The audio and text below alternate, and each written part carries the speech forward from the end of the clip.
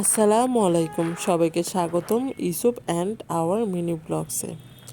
তো বন্ধুরা, কেমন আছেন সবাই? এই তো দেখতে দেখতে শীত কিন্তু প্রায় শেষের দিকে, কিন্তু পিঠাপুলি সেটা কিন্তু এখনও বাকি আছে।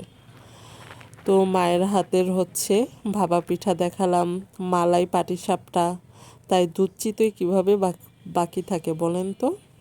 তাই এটাও আপনাদের সাথে শেয়ার করার জন্য এসে পড়লাম।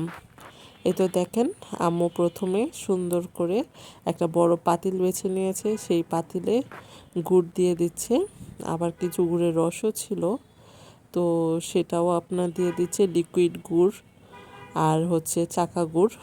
এই তো প্রথমে আম্মু সুন্দর করে পাতিলে জাল করে নেবে গুড়টা।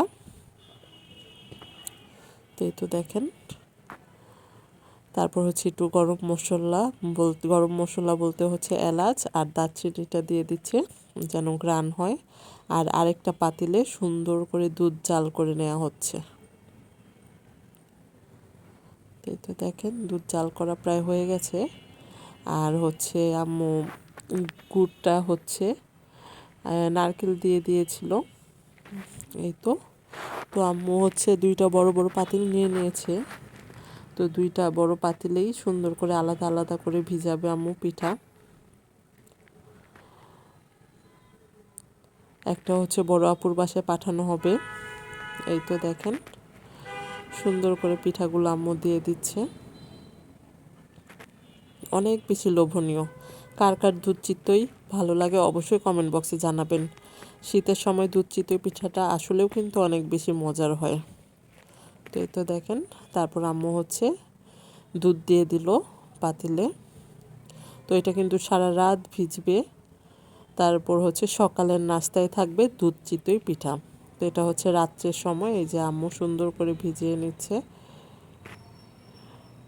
অনেক বেশি লোভনীয়, আমার কিন্তু খুব বেশি ভালো লাগে। তো এই তো দেখেন বন্ধুরা, এটা পরের দিন সকালে সুন্দর পিঠাগুলো ভিজে সুন্দর ফুলে ফুলে উঠেছে আর নরম হয়ে গেছে, নরম তুলতুলে, চামিচি দিয়ে উঠানোও যাচ্ছিল না, ভেঙে যাচ্ছিল, এতটাই তো দেখেন লোভনীয়। তো আলহামদুলিল্লাহ, আসলে অনেক বেশি শুকরিয়া আল্লাহর কাছে।